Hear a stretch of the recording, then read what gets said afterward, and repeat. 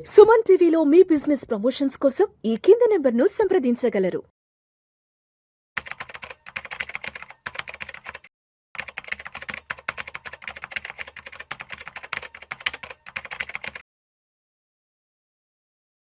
నమస్తే అండి. Welcome to Suman TV. నేను విజయచక్ర గారు. కొత్త ట్రెండ్ వచ్చిందండి మ్యూచువల్ ఫండ్స్‌లో. New trend in mutual funds.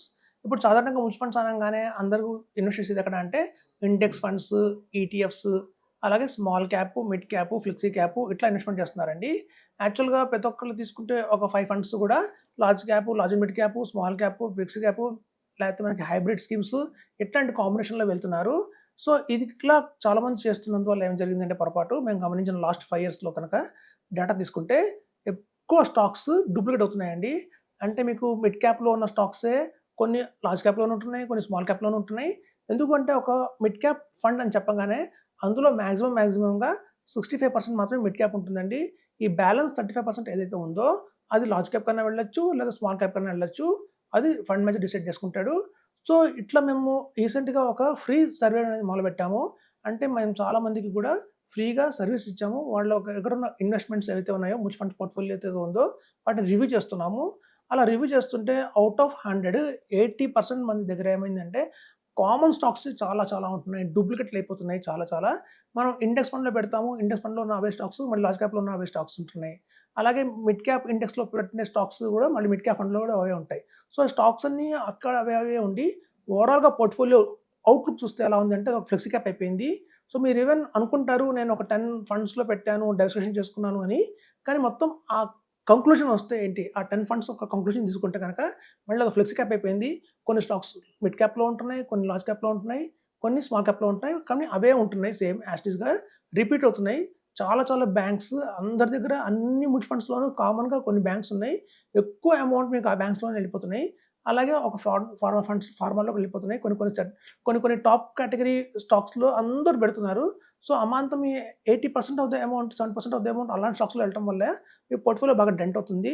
So, దానికంటే కూడా ఇప్పుడొచ్చిన కొత్త ప్యాటర్న్ ఏంటంటే only mid cap and small క్యాప్‌లో పెట్టండి మ్యూచువల్ ఫండ్స్‌లో. అలాగే ఒక 2 సెక్టర్ ఫండ్స్, 2 థీమాటిక్ ఫండ్స్‌ని యాడ్ చేయండి. ఎప్పుడైతే ఇలా చేసుకుంటారో మీకు ఎక్స్ట్రార్డినరీ రిటర్న్స్ చూసాం. మేము చూసాం, క్రాస్ చెక్ చేసాం. ఒకవేళ కనుక ఇట్లాంటి పోర్ట్‌ఫోలియో కనుక వీళ్ళు లాస్ట్ 5 ఇయర్స్ కనుక mid cap, small cap, flexi cap, multi cap, hybrid schemes, aggressive hybrid scheme, balance advantage funds ఇట్లాంటివిలో కాకుండా ఎవరైతే కనుక ఒక మిడ్ క్యాప్, ఒక స్మాల్ క్యాప్, 2 థీమాటిక్, 2 సెక్టర్ ఫండ్స్‌లో పెట్టిన వాళ్ళకి ఎలాంటి రిటర్న్స్ వచ్చాయని చూసాము. ఇలా పెట్టిన వాళ్ళకి ఖచ్చితంగా 18-19% ఆన్ యావరేజ్ రిటర్న్ వచ్చింది. కానీ ఎవరైతే బల్క్‌గా అన్ని చోట్ల పెట్టుకుంటూ వచ్చారో వాళ్ళకి 13-14% రిటర్న్ వచ్చింది. సో, కేవలం డిఫరెన్స్ చూస్తే 4% డిఫరెన్స్ అయితే కనిపించిందండి. కాబట్టి ఒక న్యూ ట్రెండ్ అయితే వచ్చింది మ్యూచువల్ ఫండ్స్‌లో. ఎప్పుడు కూడా ట్రెడిషనల్‌గా ఒక లాంగ్ బ్యాక్ చేసినట్టుగా చేయకండి. చూడండి చాలామంది చెప్తారు మ్యూచువల్ ఫండ్స్‌లో కొన్ని ఎన్ఏవీలు 4000 ఎన్ఏవీ అయిపోయింది. కొన్ని 3000 ఎన్ఏవీ అయిపోయింది. కొన్ని 2000 ఎన్ఏవీ అయిపోయిందంటారు. సో, ఆ ఫండ్స్ అన్నీ కూడా ఎప్పుడు స్టార్ట్ అయినాయి అంటే 1995 ఆ టైంలో స్టార్ట్ అయింది. 2000లో స్టార్ట్ అయింది. సో, ఎప్పుడైతే ఫండ్స్ 1995, 2000లో స్టార్ట్ అయిందో ఆ రోజున స్టాక్ మార్కెట్ ఎంత అంటే కేవలం బాంబే స్టాక్ ఎక్స్‌చేంజ్ 4000 పాయింట్స్ ఉండేవి. ఇవాళ అమాంతం 76,000 పాయింట్స్‌కి వెళ్ళిపోయింది మార్కెట్. చూస్తే ఇంత పెద్ద ర్యాలీ జరిగింది. 6,000 పాయింట్స్ నుంచి దగ్గర 86,000, 80,000, 90,000 70,000 తీసుకున్నా కూడా 12 టైమ్స్ పెరిగిపోయింది మార్కెట్.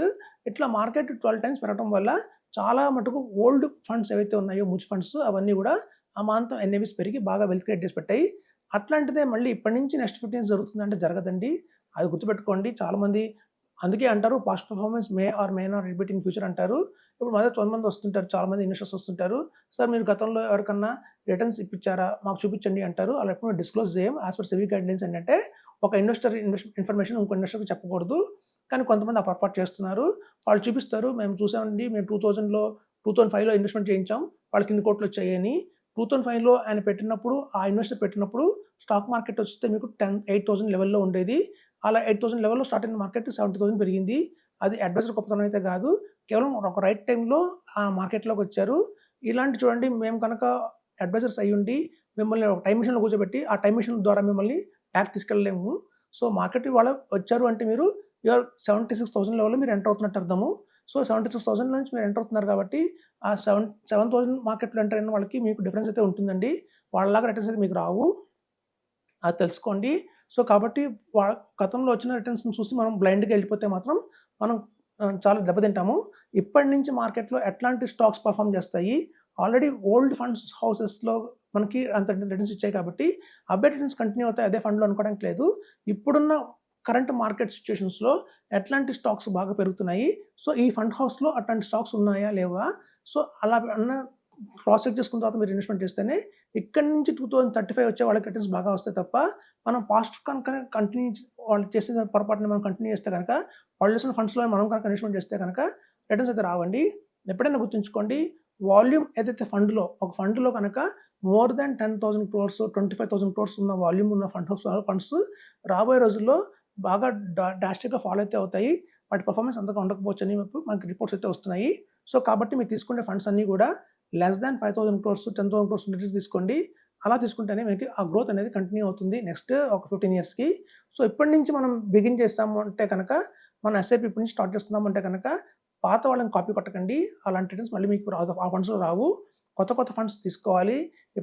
ఏవైతే ఫండ్స్ చాలా చాలా తక్కువ వాల్యూమ్స్‌లో ఉన్నాయో, అలాంటి ఫండ్స్‌లో మీరు ఇన్వెస్ట్‌మెంట్ చేస్తే మీరు రాబోయే రోజుల్లో ఎక్కువ రిటర్న్స్ వస్తాయి తప్ప, అలా ఆల్రెడీ 1,00,000 క్రోర్ దాటిపోయిన ఫండ్‌లో మీరు కనుక కంటిన్యూ చేస్తున్నా, ఒక ఎస్ఐపి రూపంలో ఎస్ఐపి చేసినా కూడా మీకు అమాంతం నెక్స్ట్ 15 ఇయర్స్‌లో మాత్రం అంత రిటర్న్స్ రాదు.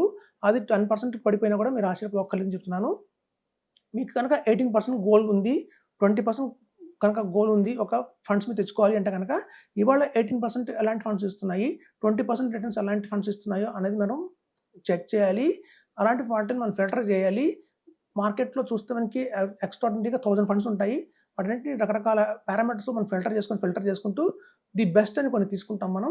సో, అట్లాంటి బెస్ట్ క్వాలిటీ స్టాక్స్ ఫండ్స్‌లో మీరు పెట్టుకుంటే, మ్యూచువల్ ఫండ్స్‌లో పెట్టుకుంటేనే ఆ మంత్ మీరు ఒక 15 ఇయర్స్‌లో ఒక 1 సిఆర్ చూడగలుగుతారు.